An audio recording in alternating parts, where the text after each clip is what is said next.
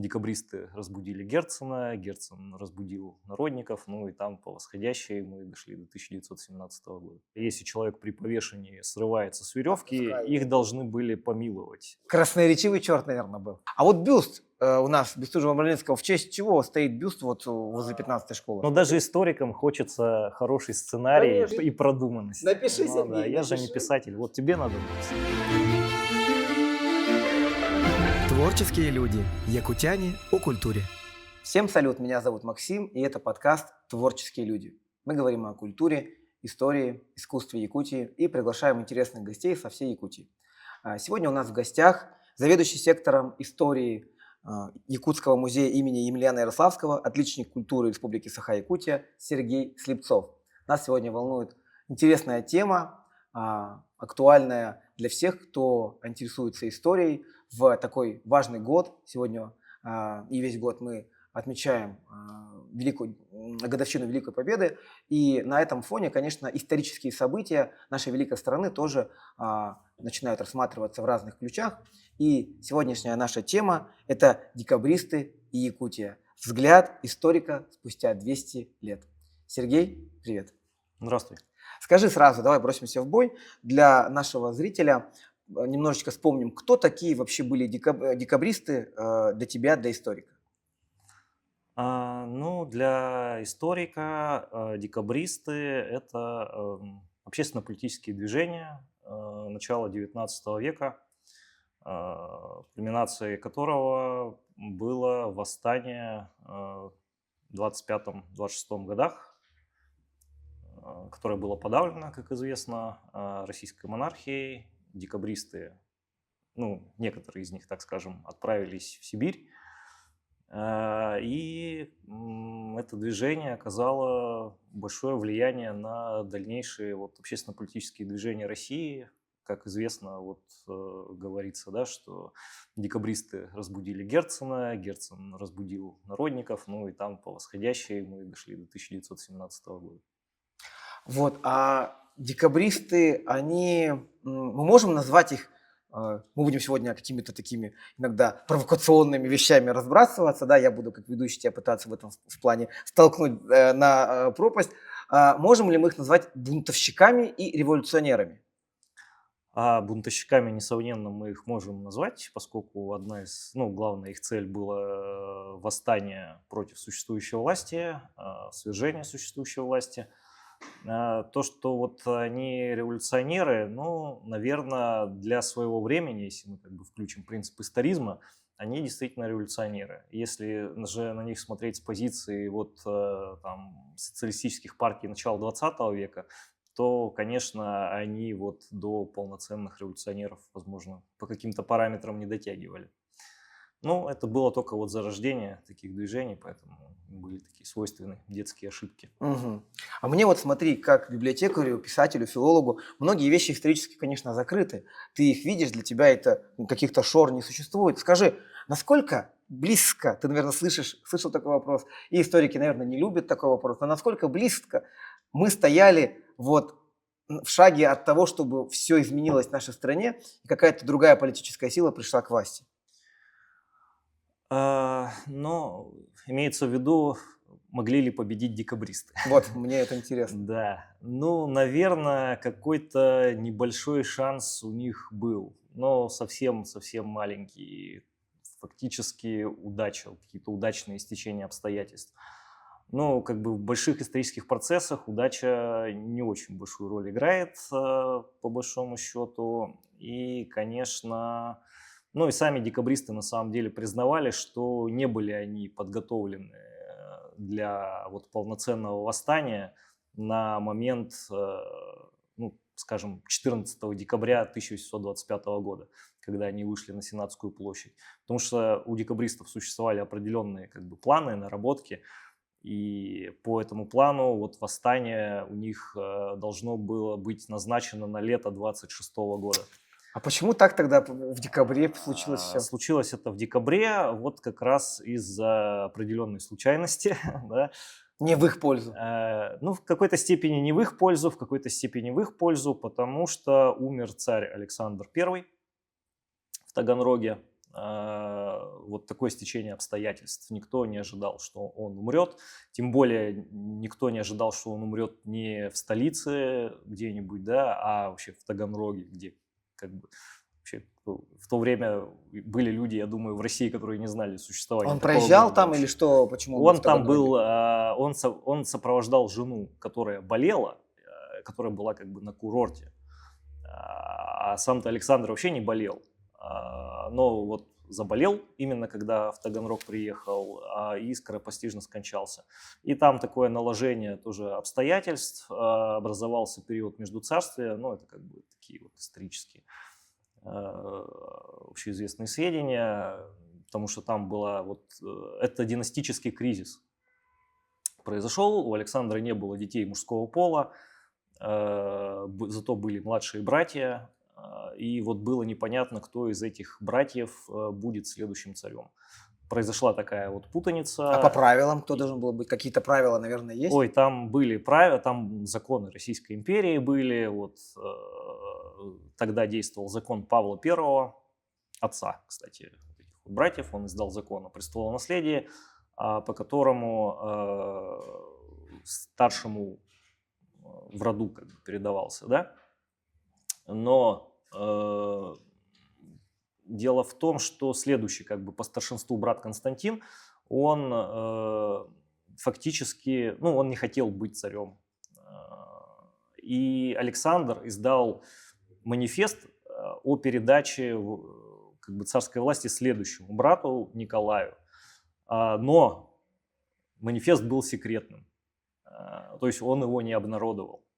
Он лежал как завещание.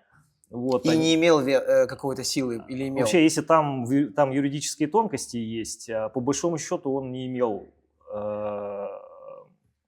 Ну, короче, его можно было оспорить там в некоторых моментах. Не вступил в силу, скажем он так, да, этот документ? Нет, он вступил в силу, ну просто по закону Александр I его должен был обнародовать, чтобы он как бы действовал, а он его не обнародовал. Вот. Ну и получилась такая вот юридически нестабильная как бы ситуация, которой вот решили воспользоваться вожди декабристов. Как бы ускорить восстание, и вот частично из-за этого ускорения как бы у них пошло все в разнос. Как интересно. А ты сказал, что там есть момент, что им и повезло в какой-то... Вот им повезло, что вот такой вот момент нестабильности наступил. Которым можно было воспользоваться. Которым можно было воспользоваться. Но они воспользовались не на полную, скажем так, катушку, да? Потому что у них не все было готово, план не проработан, ну как бы сделан на коленке. Вот они свой план-то разрабатывали годами, ну несколько лет. А здесь им пришлось в течение, ну, 1-2 недель как бы переделывать план с нуля, ну и в результате у них все пошло наперекосяк. Хорошо. Так сейчас давай мы с тобой тогда немножко скажем, кто стоял у руля этого восстания, и потом, кто попал из декабристов к нам в Якутию. Да, можно так сказать, но там можно об этом поговорить, да. С вождями у декабристов тоже было все сложно на самом деле, у них не было какого-то одного вождя. В России существовало несколько тайных обществ, на самом деле, вот все говорят декабристы, и декабристы – это общее название. В России существовало несколько тайных обществ, из которых самые как бы многочисленные и сильные было северное и южное. Северное общество базировалось в Санкт-Петербурге, а южное общество, ну, на юге, да, так скажем, в основном это район Украины, Киев, Белая Церковь, Житомир. Почему там? Потому что там находился штаб полевой армии Российской империи. Вот, то есть в Санкт-Петербурге это царь и гвардия, и в основном северное общество составляли гвардейские офицеры, а в южном обществе, соответственно, в основном армейские офицеры. Вот. Ну, многочисленные при этом, да? Больше, чем в гвардии их было, наверное.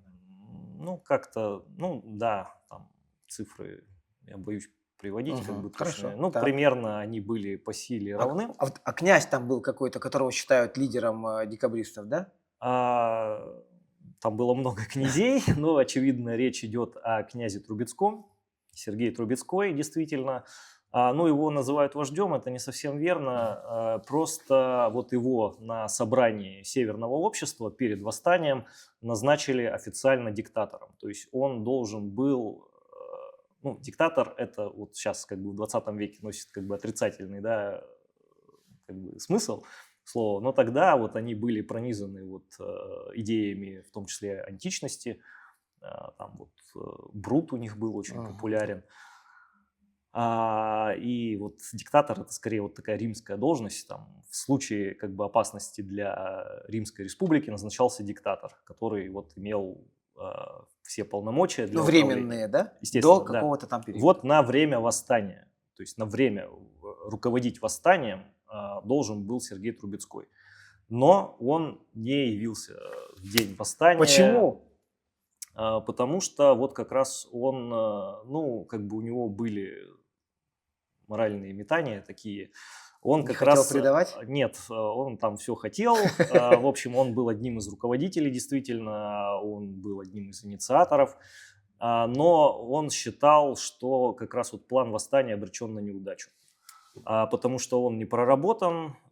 Сырое все было, да? Все сырое. И вот он решил не являться на площадь. Что, ну, Самый ответственный момент.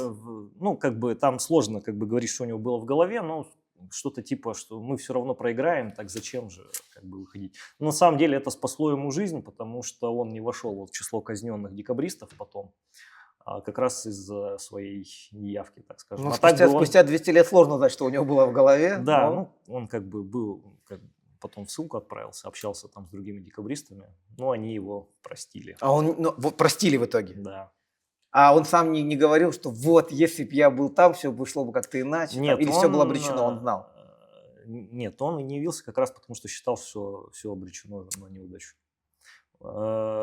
И поэтому вот в число казненных вот декабристов, да, вошло, как ни странно, больше членов Южного общества, которое тоже, кстати, восстало, но о нем как бы известно меньше. Потому что все, вот как бы Сенатская площадь, Санкт-Петербург, но на самом деле было восстание и на юге, на Украине, там такие боевые действия, взбунтовался один из полков, Черниговский армейский полк. Его быстро подавили? Ну, где-то недели две где-то они там ходили по Украине, и в конце концов их догнали как бы верные Николаю части и разгромили. И вот члены Южного общества Рылеев и Каховский. Вот Рылеев и Каховский – это Северное общество, а Бестужев, Рюмин, Муравьев, Апостол и Пестель – это Южное общество. Потому что, почему так? Потому что Южное общество было более радикальным. Они вот считали, что… Военные, получается. Ну, и те военные, по большому счету. Я подумал, что в Северном больше таких интеллигентов.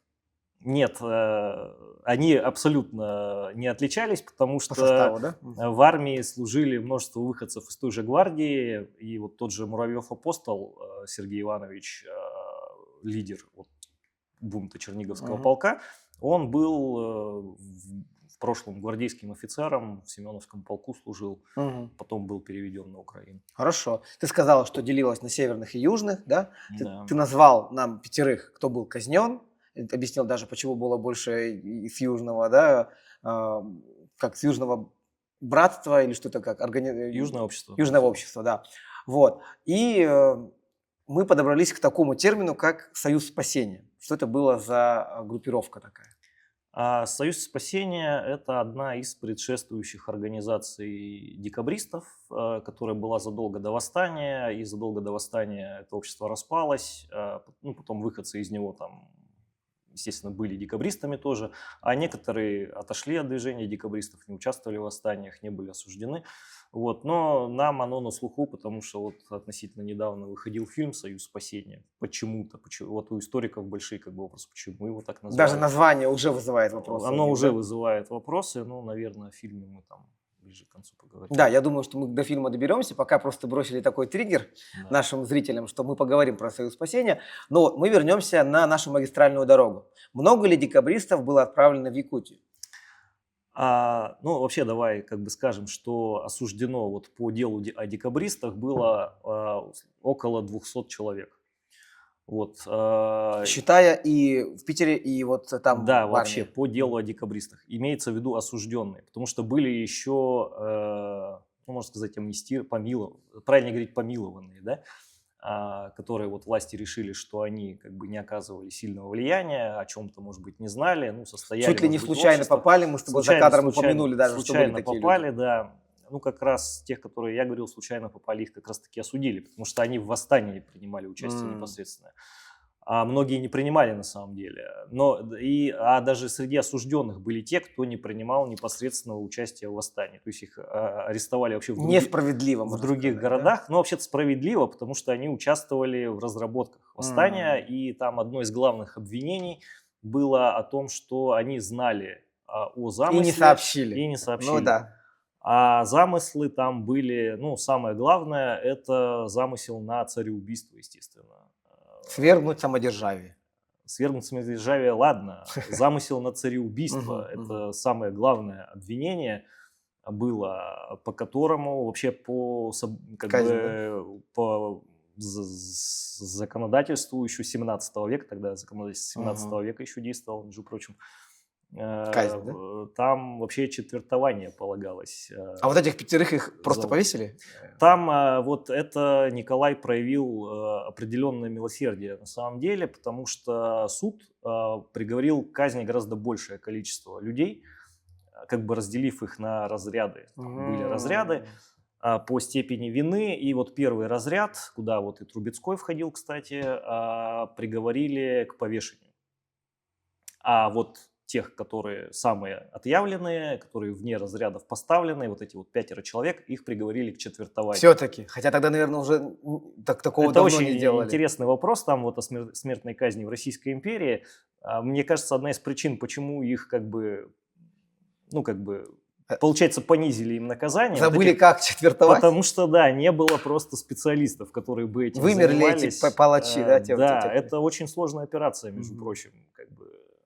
Ну, надо объяснять, что такое четвертование? Нет, я думаю, все понимаю. А в итоге тех 5 вот этих, которых ты назвал, их повесили? Просто. Их повесили, причем тоже там с большими проблемами, потому Веревка что лопнула. очень редко казнили, действительно, казнь применялась очень редко, и палач-то был не россиянин, так скажем, привлеченный иностранный специалист. Польский? Нет, ну, неважно, европеец, короче, это был. Вот, и не все у них там сложилось, да, действительно, вот 2 или 3, там сведения разнятся, сорвались с веревок. Выжили при этом? Их опять вешали? Выжили, да, и вообще по правилам, опять же, ну, негласные, неписанные правила существовали, если человек при повешении срывается с веревки, их должны были помиловать. Потому что это Божья воля, чуть ли не, да, такое? Да, именно вот с такой формулировкой, что это проявлена Божья воля. Но в итоге тем не менее, вот распорядитель как бы казни... Мурашки, наверное, у людей пошли. Губернатор Санкт-Петербурга Голенищев-Кутузов, он как бы приказал их все равно повесить. И тут уже веревка выдержала.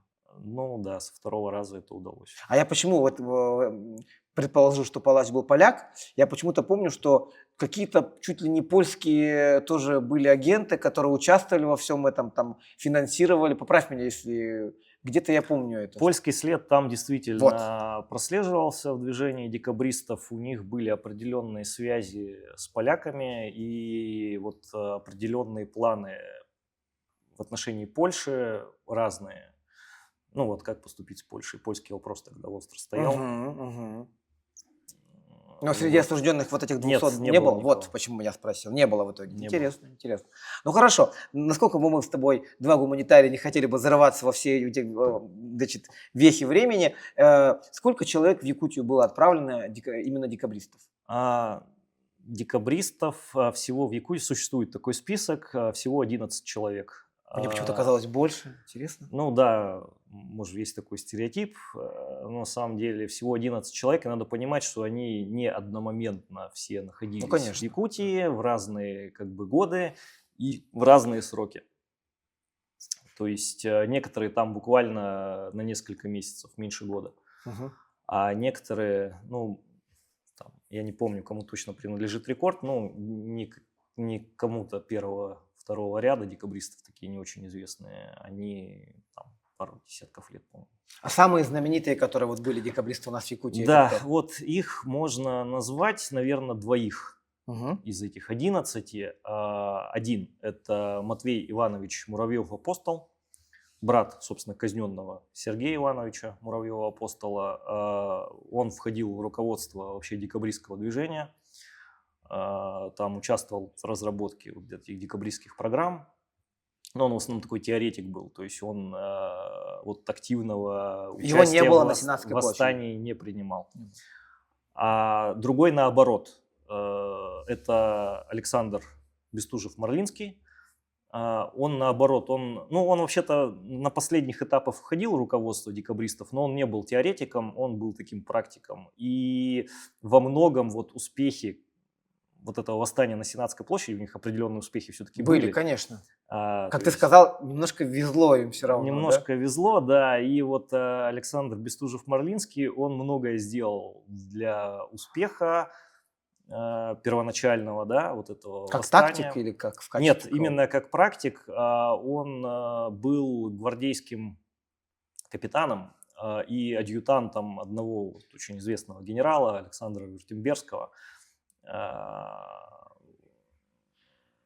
Ну, то есть он был адъютантом, у него там были определенные, значит, это отмечалось на мундире, знаки различия у него Мгм. адъютантские были, и он этим вот воспользовался во время 14 декабря, ходил по полкам, Ах ты. представлялся адъютантом важного лица Да. и говорил, что вот надо не присягать вот Николаю. Ух ты. И люди верили, конечно. Агитировал, ну, люди, солдаты. Да, солдаты погонам простые верят, да. солдаты, а вот ему удалось практически невозможное. Он солдат чужого полка, не своего. Это очень важно, корпоративная вот воинская культура была, да. У полка вот свои офицеры, мы им верим, а Мгм. он пришел в чужой полк И сагитировал их. и сагитировал почти батальон вот, московского гвардейского полка, вывел на Сенатскую площадь. Красноречивый черт, наверное, был. Да, он был очень красноречивый, и ему еще во многом помогало, насколько я понимаю, что он был поэт. Это да. И вот они совместно с Кондратием Рылеевым, вот два поэта-декабриста, они еще вот работали над агитацией именно среди солдат заранее, до восстания. Они, например, писали такие псевдонародные песни на тему вот несправедливости. То есть он как бы в теме вот этой вот солдатской был и, вероятно, вот этим вот воспользовался. Вот. Но ему помогло. Он, кстати, сумел скрыться с Сенатской площади, то есть его в плен вот Вообще какой магический человек, ловкий. на месте боя как бы, да, его не взяли. Хотя он был. Он вот там Участвовал непосредственно руководил. Трубецкой не явился, и Ловок. поэтому там вот такое как бы самоорганизация у них произошла. Там был вот князь Оболенский и вот Бестужев-Марлинский, которые как бы импровизировали. Чистая импровизация у них была. И То даже есть не довольно план. успешная местами. Ну, да? в начале, да. Он сумел скрыться, но, походя как бы ночью по городу, он решил сдаться. Какие были все-таки... То есть на него даже вот, как это говорить современно, ориентировок на него даже не было. Не было, да? Никто точно не знал, что он там как бы был. А люди же видели. Ну, видели, да. Ну, для этого надо было опросить свидетелей, собрать. А вот он как бы ночь походил и на утро явился в Зимний дворец на гауптвахту и фактически лично императору сдался. Ну, видишь, какие люди были. То есть один явился, второй всю ночь, ты говоришь, переживал, идти мне, не идти туда. Ну да. Трубецкого арестовали, арестовали. А вот бюст у нас Бестужева-Марлинского, в честь чего стоит бюст вот возле 15-й школы? Да, в честь чего. У нас улица есть Бестужева-Mарлинского, между прочим, в городе Якутске. Он что-то сделал важное для... Ну, во-первых, он жил в городе Якутске. Ну, и как бы не по своей воле, да. В 27-29 годах он здесь был на поселении. В 27-28, да? В 1827, с 1827 по 1829 год. И, ну, как бы, вот я уже высказывал эту мысль, да, что такой сложный вопрос, оказали ли влияние декабристы на Якутию. Вот лично мое мнение, что вот в момент, когда тут были декабристы, Якутия этого не заметила. Вот. У них были определенные как бы ограничения вообще в общении, начнем с этого. Во-вторых, они были, ну, как бы совершенно чужие здесь люди. Вот, без подготовки сюда прибывшие. Но, кстати говоря, у Бестужева-Марлинского определенная подготовка была. Вот чем интересен этот человек. Как он готовился? Да. Закалялся? Нет, сейчас скажу. Значит, здесь еще есть интересная связь с Кондратием Рылеевым, одним из 5 казненных декабристов, который, не побывав в Якутии, тем не менее, вот наравне с Бестужевым-Марлинским определенное все-таки значение, да, для истории и культуры Якутии оказали влияние. Как они это сделали? А это были 2 поэта, и до того, как они вышли на Сенатскую площадь, они занимались изданием журнала «Полярная звезда» в Санкт-Петербурге. И в этом журнале «Полярная звезда» Кондратий Рылеев опубликовал свою поэму под названием «Войнаровский». Да. Предисловие к которому, историю, собственно, Андрея Войнаровского написал Александр Бестужев-Марлинский. А при чем тут Войнаровский? А Войнаровский – это предтеча, как бы, в какой-то степени декабристов, потому что это политически ссыльный не 19, а 18 века, которого при Петре I отправили в ссылку в Якутск. И вот как бы можно себе представить, да, что вот Бестужев-Марлинский в Санкт-Петербурге как бы пишет о приключениях, да, Войнаровского в Якутске в 18 веке, а потом буквально через несколько лет пошел по следам Войнаровского, полностью, да, по его следам, то есть из Санкт-Петербурга, из Петропавловской крепости, в которой Войнаровский сидел, потом сидел Бестужев-Марлинский в Якутск. А я читал, Войнаровский, он не поляк? Войнаровский украинец. Вот. Войнаровский – это родной племянник гетмана Мазепы. Ну, про Мазепу, я думаю, все знают. В общем, гетман, который предал Петра, перешел на сторону Карла XII. Но Мазепа был очень старый человек, он умер практически сразу после Полтавской битвы. А вот Войнаровский был его наследником. Все, детей у Мазепы не было, и наследником стал Войнаровский, которого агенты Петра I выкрали в Европе, там спецоперация была целая, и вот оказался он в Якутске. Вот такая связь была. И Бестужев-Марлинский здесь, ну, на самом деле он не успел много сделать, но поскольку он был очень грамотный человек, он здесь живо интересовался вот местными обычаями, и ну вот в прозе он ничего не написал, хотя если бы он подольше бы прожил, написал бы наверняка, но вот у него есть несколько художественных поэтических произведений, ну, из которых самое известное – это баллада «Саатырь», называется, ну, сюжет о неверной якутской жене. Там, но интересна эта баллада еще очень точным описанием вот там погребальных, шаманских обрядов. То есть видно, что он их не придумывал, а лично вот наблюдал. Я думаю, что ему могли поставить памятник в том числе и за, да, такое, может, уважительное отношение к культуре Якутии, потому что другим декабристам, по-моему, не ставили, да, среди тех, кто был в Якутске, каких-то таких. Поправь меня, если я ошибаюсь, может.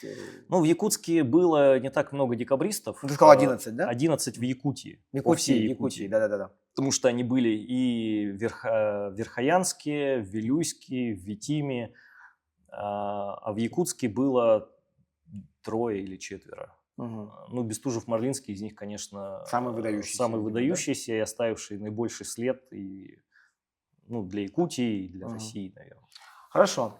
Вернемся мы к тому вопросу, который оставили на засыпку. Ты был у нас на Библионочи и делал разбор фильма «Союз спасения». Да. Можешь ли ты сказать, насколько, я вижу уже, ты готов броситься в бой, насколько этот фильм близок к фактам, насколько он отражает реальность? Да. Да, ну есть такое устойчивое мнение, что типа не надо цепляться к фильмам, это же художественное произведение, да? но все-таки они позиционировали себя как исторический фильм. Мгм. Я сразу хочу сказать, что я не люблю смотреть исторические фильмы, у меня профдеформация. Ну, о «Декабристах» я должен был посмотреть. Мое мнение такое, что авторы фильма, они очень хорошо подошли вот к отображению материальной культуры, в смысле вот одежды, да, предметов, Детали какие-то, деталей. да? Да, они очень классные 3D-визуализации сделали, потому что Петербург 19 века и современный Петербург немножко отличаются, причем зачастую в довольно известных таких местах. Известные места Петербурга немножко по-другому в 19 веке выглядели. Вот это вот все они как бы сделали правильно. Но вот с точки зрения сценарной и, скажем так, идейной, да, составляющей, ну, фильм «Союз спасения», конечно, оставляет желать лучшего. То есть они не смогли передать тот посыл, который несли с собой декабристы. Ну, да, ну, это чистая вкусовщина, мне кажется так. А прям Моё- грубые, вот какие-то грубые или смешные моменты, может быть, были? Мы с Да, тобой смешные моменты были. Ну, как я говорил, да, о сумбурности планирования, например, восстания Мгм. 14 декабря, но в этом фильме это прям карикатурно показано, что они план восстания на каком-то лестничном пролете составляют. На самом деле они там по ночам целыми сутками сидели, обсуждали план действий. Там очень подробный у них план был, Строжайшей секретности, да? теоретический. Мгм. Теоретический план у них был очень подробный. То есть вот этот вот отряд идет сюда, вот делает то-то, этот отряд делает то-то, этот человек там делает то-то. Мгм. То есть у них там прям роли были расписаны. Но этого ничего не получилось у них. Ну, мы знаем уже почему, да. Но расписано они вот над этим планом сидели день и ночь, а не так, что на лестничной клетке там За 5 минут, да. Трубецкой им Мгм. сказал там арестовать там Николая. Мгм. Этого не было, конечно. А вот с точки зрения, ну вот нас как северных, да, людей, например, там смешной момент, 14 декабря. Вот представьте себе декабрь в Санкт-Петербурге. Мгм. Для нас в Якутске довольно легко. Я вот имею в виду суточный цикл. Мгм. Как мы знаем, 22 декабря – это самый короткий день в году. Да. 14 декабря там где-то неподалеку. Да. Мы все знаем, как вот у нас в Якутске ночью и вечером, утром и вечером Быстро в темнеет. декабре. Мгм. А там смешной момент, когда вот Рылеев, значит, отправляется на площадь, это где-то между 6 и 7 часами утра, Мгм. и стоит ярчайшее А, солнце. Не доглядели. То есть это, ну, как бы Киноляп, смешно да? так Получается, выглядит. киноляп. Но в целом ты этот фильм советуешь смотреть? Тем, кто интересуется декабристами, конечно, смотреть этот фильм надо для ознакомления, потому что, в том числе и потому, что фильмов о декабристах, как ни странно, очень мало. Вообще, фактически, их 3. Мгм. А, Давай-ка мы их перечислим. Давай перечислим, как бы от нас к В прошлом. прошлому, Мгм. да. «Союз спасения», собственно, недавний фильм, Мгм. это вот произведение современной России, Да. да. И в Советском Союзе вышло 2 фильма. Один, боюсь ошибиться, где-то в 70-х годах, по-моему, вышел. Называется «Звезда пленительного счастья». Так, Я считаю, это лучший фильм о декабристах вообще. запомним. Он вообще-то не о декабристах, на самом деле. Он о истории любви и об истории, скорее, жен декабристов. Мгм. Но, естественно, это все происходит в обрамлении... Исторически там все чисто, по крайней мере, тебя не колобродило. Нет, там тоже есть несостыковки, но вот в плане сюжетном, в Мгм. плане идейном, Ближе, да? мотивационном, Мгм. он очень хороший. Хорошо, это второй фильм. И Второй фильм и самый первый фильм о декабристах вышел в 1926 году, в 20-е годы. Ух ты. Называется «Декабристы». Как это ни странно, но это понятно, потому что декабристы, конечно, для большевиков после Октябрьской революции были знаковыми людьми, их надо было как бы Мгм. продвигать, пиарить, и для этих целей вот был снят фильм «Декабристы», который вот, наверное, как раз-таки перекликается, кстати, с «Союзом спасения», потому что там чуть ли не музейные экспонаты были использованы. Тогда это как бы можно было делать. в 20-е годы. То есть вот там мундиры, Мгм. там награды, консультировали там бывшие гвардейские офицеры. Ух ты. Все это было ближе, конечно, и поэтому Да, там вот с точки зрения близости к эпохе, наверное, в 6 утра солнце не стояло. по-моему, вроде да, там. Ну, конечно, там тоже такие... В подъезде на коленке ничего не рисовали. Да, там такого не было. Но там такой демонический Николай Первый. Ух ты. Как бы... Вот этот вот фильм, кстати, образ Николая Первого, да, создал вообще для будущих поколений. И вот, кстати, в Союзе- Декабристы, да? Вот этот. фильм «Декабристы» Да. и вот образ Николая Первого, Мгм. который там, это такой высокий мужчина с усами, Мгм. с залысинами. Вот Потом так вот начали брать за образец, да? Николая Первого так себе все представляют. А на самом М. деле вот в 25-м году он выглядел по-другому. По-другому, на да? самом деле. Ну вот, видишь. Да, но там такие стереотипы как бы тоже В том числе, есть. да, в том числе и об исторических, мы сегодня с тобой говорим, несостыковках и киноляпах, но я думаю, один раз этот фильм посмотреть можно, если вы не профессиональный историк. Давай так скажем, да? Да, Потому что у наверное. историков действительно профдеформация, я думаю, как и у нас, у филологов, мне было сложно Но даже смотреть. историкам хочется хороший сценарий Конечно, напиши. и продуманность. Напиши, Ну, Сергей, да, я же не напиши. писатель. Вот тебе надо написать. Вот, и здесь у нас же якутское кино продвигается. Смотри, как мы к этому пришли, да, и, может быть, действительно этим... Возможно, бы о декабристах в Якутии фильм бы. Ну, может быть, да, может быть, да. Советую всем я в музее Ярославского, где Сергей Слепцов заведует сектором истории, обратить внимание на исторические экспонаты. Насколько я понял, у тебя там время от времени есть вот эта выставка с декабристами, или она там... Ну, скажем так, декабристы упоминаются в нашей экспозиции, к сожалению, никаких вот материальных предметов Мгм. от них не осталось. Постоянной какой-то такой экспозиции. их нет, Вещей никаких о Мгм. декабристах нет, в отличие там от какой-нибудь там Иркутской области, где они там жили десятилетиями. Там, Мгм. конечно, у них отложилось что-то. А здесь, в Якутии, они были недолго, и в каком-то материальном плане вот, в фондах музея ничего не осело, к да? сожалению. К Но сожалению. не упоминать о декабристах как бы в свете истории Якутии, Конечно, экспозиции о Якутии конечно. невозможно. Теперь люди хотя бы знают в том районе живущие, почему там стоит Бестужев-Марлинский, кто он вообще такой, вот, Надеюсь. и за что. Напоминаю, что у нас в гостях был Сергей Слепцов, заведующий сектором истории Якутского музея имени Емельяна Ярославского, отличник культуры и член общества охраны памятников истории и культуры. Сегодня мы поговорили о декабристах.